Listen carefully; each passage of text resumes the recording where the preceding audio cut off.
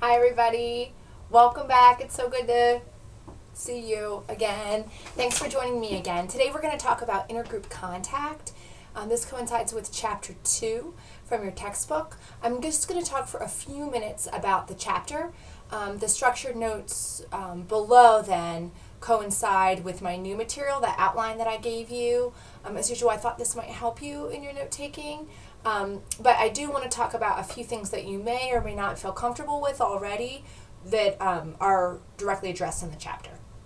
So Chapter 2 begins by describing the controversy of a headscarf that communicates Muslim identity that was worn within a public school.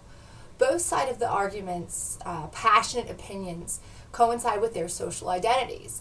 As we'll talk about later in the semester, people are most satisfied when the identities they have for themselves, their internal, that which they feel are essential to who they are, even sacred, are consistently revealed and communicated across their interactions. That's what makes us happy. When we can be consistent about who we are and showing who we are and how we feel about ourselves inside, we can convey that to the world. So wearing a headscarf, even a certain way, fulfills this, as does stating the discontent, voicing the opinion that the scarf is oppressive. That is also something that is satisfying to individuals when that's part of how they see themselves. That's part of their identity. So as stated on page 19, this communication of our social identities is key to our well-being. So next, before we talk about intergroup contact, I want to cover some of the things in the text about language and social identity, ethnic identity in particular. Verkuten, your chapter's author, mentions that Americans' ethnic identities are often expressed by things like going to an Irish bar as an Irish American. But he also describes how speaking your ethnicity's language and having it heard/read publicly is an act of mobilization. And this is on the bottom of page 21. A side note here, don't confuse this with mobility under that social identity theory realm that we've talked about before and those axioms. Those methods for disenfranchised groups, that social mobility, that does apply at the individual level. And Verkuten provides an example of this and doesn't really specify that these are different things. He gives that example of an individual phenomenon, the social mobility phenomenon, on page 24 when he notes African Americans using phrases and grammar from a higher ranking social group in order to pass. And you hear this word a lot, pass as part of that out group. That is social mobility under that Tocqueville internal social identity realm. That's a very individual thing where your group's at a lower rung and you try and reap the benefits of a higher ranking group. In this chapter earlier talks about mobilization as a group thing. So they sound really similar, they're different. Okay, so back to these acts of communicating our ethnic identity. Certainly, people don't seem too upset by an Irish American going to an Irish bar. But non-English speakers and the presence of other languages can incite intergroup tensions, even hostility. While on one hand, there's nothing more awkward to enraging than watching two people speak in a language unknown to us, where they talk, and then they look over at us, and maybe they even laugh or point or make a strange face, and then they go back to talking to each other, and we have no idea what they've said, and can only assume they're talking about us, perhaps. What an awful way to exclude what they're doing. That's exclusive and excludes us and really amplifies in-group, out-group tensions, even if they're not intending it to. But, people expressing their language to each other is an important part of who they are. It's an important part of their social identity. Now I'm going to refer back to something, Safer-Whorf hypothesis, which you probably talked about in other comm classes. Safer-Whorf hypothesis points this out, that it's essential, language and the words that we use and how they're put together and structure in language is an important part of how we think and act. It's actually the driving force in how we think and act. Classic examples of Safer-Whorf, oftentimes you learn about people say Eskimos that have lots of names for snow. Well, they think about snow in a complex way because of those names. We have one word for snow, or maybe a couple descriptions like slushy snow, packing snow. That's how we think about snow in just a couple of different ways. an example that's more in line with diversity in the workplace is thinking about how a lot of people have used the word gay in the past to indicate something is negative. Oh, that's so gay. And they'll say, well, that's nothing to do with sexual orientation. Okay, but what we see is children hear the word gay. Oh, that's gay, that's gay. They think, okay, gay is bad, gay is bad. That language shapes their thinking of what that means, though, so that when they're older and they meet someone who is gay, they will think negatively about them initially, even before they know what that means. Someone says, oh, I self-identify as gay. Like, oh, that's bad. And then they later learn what that really means. So that just shows how language structures how we see the world. So that's safer worth, okay? So, seeing as our language is so important to how we see ourselves in our worlds, we shouldn't take that away from people, right? Should we? Using their language to communicate and think and behave together and share their social identity. I know I like speaking English when I travel to other countries. Of course, I also love to hear them speak their language, and I try very hard to speak theirs. And to try to even think about things through the language. I really do. I try, but I like to, when I'm back at my hotel room, speak in English and be comfortable in that space. So I want you to remember that language really makes the social outgroup of another person quite salient. I mentioned before that we are very visual in our cueing of categories, and that's why skin color is such a quick and strong primer of outgroup stereotypes. Even when, as you may have seen with the IAT, you may not uphold and believe in them and want to act on stereotypes, they are a quick primer of those that surround us in our culture. But when we hear another language, or when we hear someone speaking and they sound different from us, this also quickly and strongly primes those intergroup/outgroup negative thoughts. It doesn't have to be different words. In fact, an accent can stir up our in-group, out-group distinctions really easily and quickly. Think about it. This is why the Gallup polls are all conducted out of Nebraska.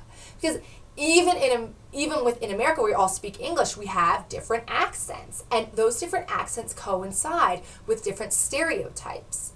This is the part of the country in Nebraska that is virtually accentless. So people don't stereotype those voices like they do those of us, from West Virginia and other parts of the country. And what happens is, it's a funny thing, we hear people speaking in a way that's different. It doesn't tend to be good. We hear that difference and we think outgroup, and that's what we've been talking about, right? So this is why in the past, another example, I have heard some students at some times complain about instructor who, and they'll say this is why I'm putting it in quotes, they'll say they can't speak English. I take their concerns to heart, and I research it myself. I go check it out. Okay, well, let's see what's going on. And I come to realize on occasion, quite often, that the instructor speaks English more properly than the students themselves, the students who are complaining. The thing is, this instructor comes from another background, as an accent, or they look different, and it cues those out-group attitudes. And so the students don't want to hear that instructor as a real American.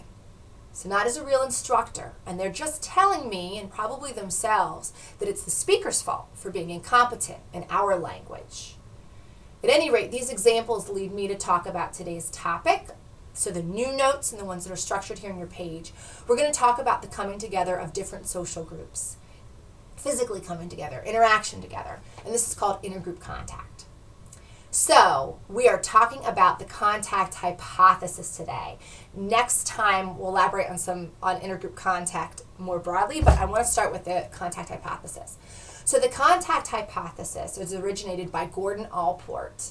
And here is his seminal work, The Nature of Prejudice. This is the original 1954 version. You can get it for cents on Amazon. I don't know if that makes me happy or sad or both. It's an amazing book. And then we also have, this is the 21st anniversary copy that has updated examples. All of these still very relevant. Here's the thing, it's a seminal piece on prejudice. It is delicious. He was brilliant.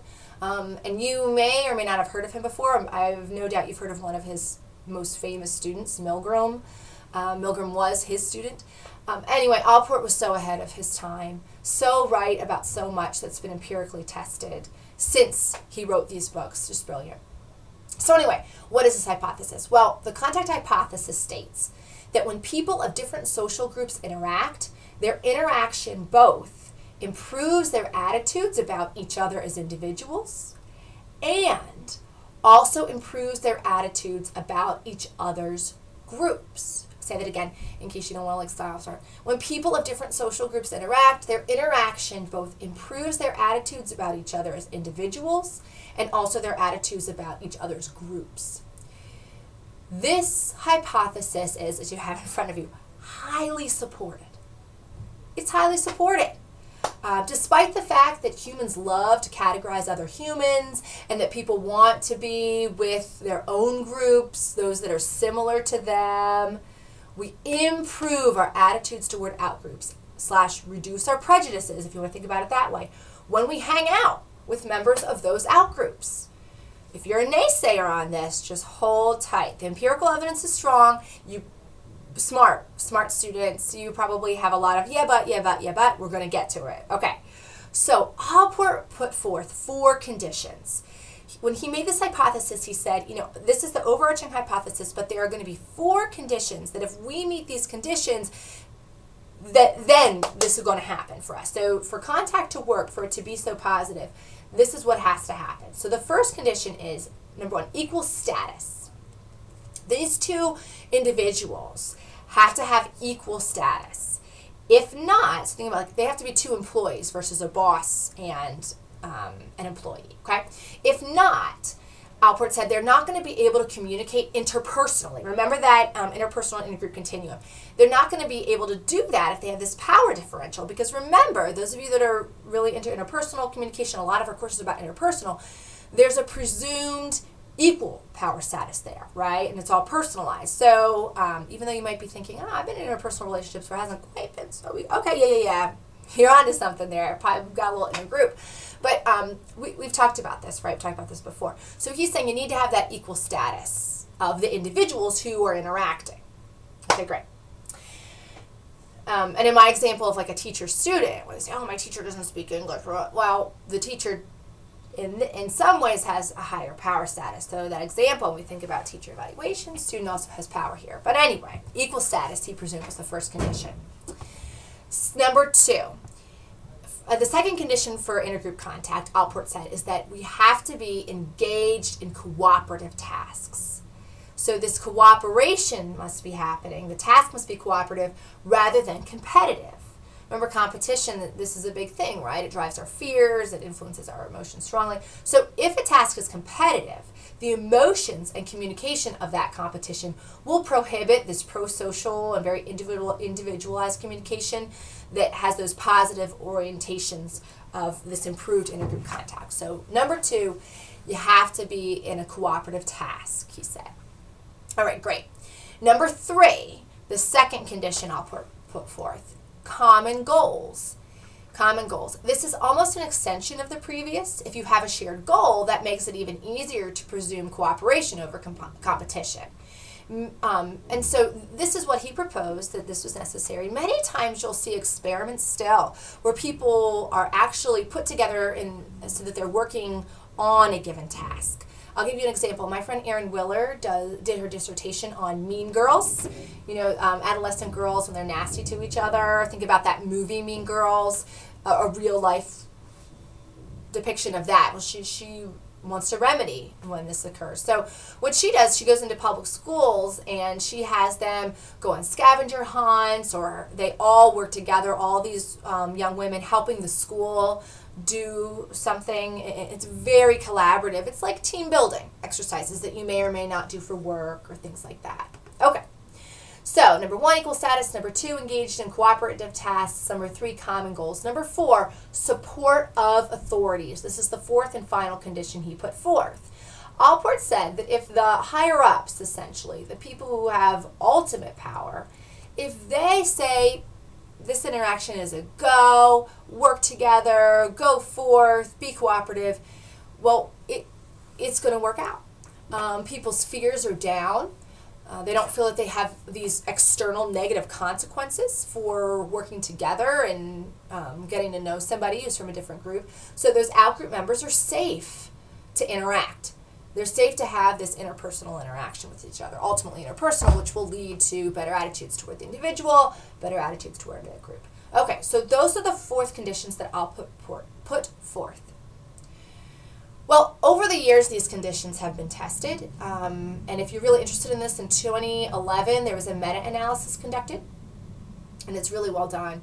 I can send it to you. And we see that when we look at these conditions, and their presence or not, or how well they're being attended to, so important here, these conditions are not that important. They're not that important. What I mean is, they enhance the positive effects of contact. They do. They help. But they are not necessary conditions. They are not necessary conditions. Wow. So even when those aren't in place, when those conditions are not met, we still see the positive effects of people from different groups coming together, being involved, individuals being involved with each other, interacting with each other, and improving each other's attitudes as individuals, and then taking that away and saying, now I have improved attitudes about the group to which that person belongs. It's awesome. Okay, so you might still be naysaying though, like, come on, Christy, come on. Okay. You're smart. Let's keep going here. So number 5, this positive approach. Okay. So the positive approach says, and for years people have been saying, all right, Allport, yes, contact is working, but the contact has got to be good contact. And the logic here is that if it's bad contact, if I interact with someone who's from a different social group, from one of my out groups, and it's bad, it goes badly, they're mean, or this is just a bad interaction overall, it could just confirm these negative ideas that I have. It could just confirm my negative stereotypes. And I love having my negative stereotypes confirmed, so I'm going to eat that up and I'm going to take that with me the next interaction. That's smart. That's smart thinking. Okay, this can happen. It can happen. And again, we do. There's a lot about our wiring, so to speak, that we cling to these stereotypes. It can happen. But it's not as incredibly common as you might think. In other words, positive communication is not absolutely essential, again, for the contact hypothesis to work. Here's why. In daily interactions, most communication is pretty positive. Right? It is. And certainly the absence of negative. And even when it isn't great or it isn't warm and fuzzy, it's real. It's real. It's real human interaction. And when you interact with a real person from a group that you aren't part of, or that you may not even have met someone from that group before, this interaction turns them from that homogenous, weird, unknown, even scary group that you've just had these prototypes for thus far into an actual human being. It humanizes them.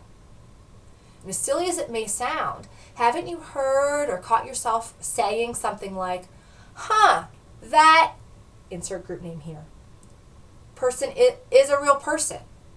I didn't even think of that group that way until I met Keisha, Baba, Ted, Saeed. Right? They're real. It's a real person now. And so that humanizing component makes it more interpersonal, makes them real. And that's going to make you think more positively about them and transfer to the group. Okay. Not that being positive doesn't help. This is something that we'll get to a little bit more next week. Okay. Number 6, self-selection bias. So here's another point for us to talk about. Okay, this is another naysayer, so smart cry here for contact hypothesis. And I hear it all the time, and it's great, and you're probably thinking it already. So your thought might be, okay, what's going on here, Christy, is that people who improve their attitudes when they interact with people who are different, they're really just the ones that came into that interaction saying, I want to interact with somebody who's different. So the person who crosses the street to meet their neighbor who looks different, it's from a different group, they are choosing, they're selecting to have that contact. They walk across the street because they're open-minded and they want to meet people who are new. kind of like people who sign up for a diversity in the workplace class. They crave it. They're this great kind of warm person. And so that's what happens. They have this interaction, and it's really not the interaction that made things positive, it's who they are. And so they have a good interaction. They like the outgroup more because of who they are. So some examples of this, we hear this a lot, it's like the man who attends a women's and gender class. They're like, oh, I want to date that woman. I want to date that guy. He really has better attitudes going. He's interested in this topic. He's interested in women and women's rights, social equality. When we see a white person taking a class about African American women, or African women, African culture, we could say, oh, okay, well, they had improved attitudes. Well, they're the ones choosing to go to that class. Okay, it's a really good argument, but let's dig in here. What happens when we look at the empirical data? As a matter of fact, when we compare groups of people that chose to have intergroup contact with those who didn't choose it, they were placed into this intergroup contact. The positive effects of intergroup contact are stronger for those who did not choose the contact but were placed into the group than it is for those who chose that contact. Think about work, right? Work is a common place, again, where you end up being with people, working with people, who are from different groups, okay? Maybe that's why you wanted to work there. But in experiments, when we place people, we force people into these groups, we see the effects are stronger. Well, why is this? Well, the warm and fuzzy part of me says it's because of the power of this contact. But there are some serious statistical things to keep in mind, and I'm going to dramatically simplify these. But, okay, part of this is a statistical issue, right? If you really despise a group, or you have really low and negative knowledge about that group, negative attitudes, and I make you interact with somebody from that group, you have a greater distance, greater room to change. Because you're so low already, right? This is attrition. Everyone moves closer to the mean. And if you're that person who is thinking awful, like racist things, that are just wild and awful things to think about other people, well, then I put you in an interaction with a real person. Well, it's kind of like you have nowhere to go but up, right? That's part of it. And if you already are a more open-minded and open-hearted individual who maybe even likes difference, well, you have less room to move, right? The contact is going to improve how you see that outgroup. It's still going to work for you. But, there's only so much growth that one can do, and you have less room to grow. So this is also why we see majority groups show more improvement, more change in attitudes than minority groups as a result of intergroup contacts. Because, generally, you'll have more minority groups supporting the majority than vice versa before that contact occurs. And there's a lot of research on this that you can dig into, but a classic example, think of the black versus white baby doll experiment, in which black children pick the white doll as the prettier and nicer, the good doll, over the black doll, even though they recognize that they look, black children will recognize that they look like the black child. They're aware of their own race already, but they, something they're just not aware. They know that they are black, but they select the white child as the better doll. Well, it's because, like we talked about last time, they're in this culture that says white is better. The victims to that. So when those black children, for instance, have intergroup contact, they're already thinking positively about whites. And so, again, the contact improves, but white children have more room for growth, if that makes sense, in terms of their attitudes toward their outgroup, the white children. Of course, grown-ups who are more prejudiced than children overall, they're more likely to harbor negative attitudes than children do. We're going to see that they have more room, and so we have stronger change there. So keep these statistical trends in mind when you read that being forced into contact, or you hear about that, you hear me say it, has such a greater effect than when it occurs naturally or when people seek it out on their own. Part of it is the process, the actual process of what happens, the humanizing, and part of it is where they started in their attitudes. So come on, this is cool. That people being together, even when it's not their choice, like what happens at work or in other settings where we are segregated by groups, and then we come together, we're desegregated, we improve ultimately our attitudes about outgroups. This is awesome.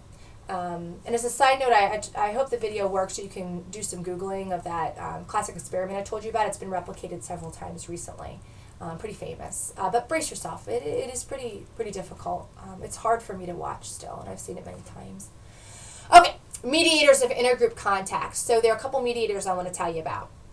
Number one, anxiety. When we have anxiety, this reinforces our stereotypes even during contact. But here's the thing. If contact is good and prolonged, that's the big thing. If you stick in it long enough, you're anxious about it. You're anxious about meeting this person who's new and interacting with them, and they're from an out group, and your guard's up. But if you continue with it and you actually begin and engage and talk with each other, if it's not super short interaction, then we see that anxiety depleted. And so the contact effect, it works. Another mediator is empathy. First, let's separate empathy from sympathy. Sympathy is where you feel bad. Empathy is where you truly put yourself in another person's position. Empathic people think and say things like, I'm so sorry, what can I do? I can't imagine how difficult this must be. How ironic, huh? When we really put ourselves in other people's positions, we recognize how we could never really do that. And that's why we say those things. When we're sympathetic, we may say things like, I know how you feel, because we feel sorry for them, right? But we don't know how they feel. And our ignorance about that point really shows we aren't trying like we would if we were being empathic. So empathy is the best mediator, not sympathy. Empathy is the best mediator of intergroup contact. It reduces those out-group, in-group distinctions so we could relate. It increases those effects of contacts. It makes for optimum contact effects. And the third one is norms. When lots of people in our social group are interacting and talking positively and, warm to that interaction, you feel it's normal. And so it enhances those benefits too. Next thing I want to talk about are secondary transfer effects.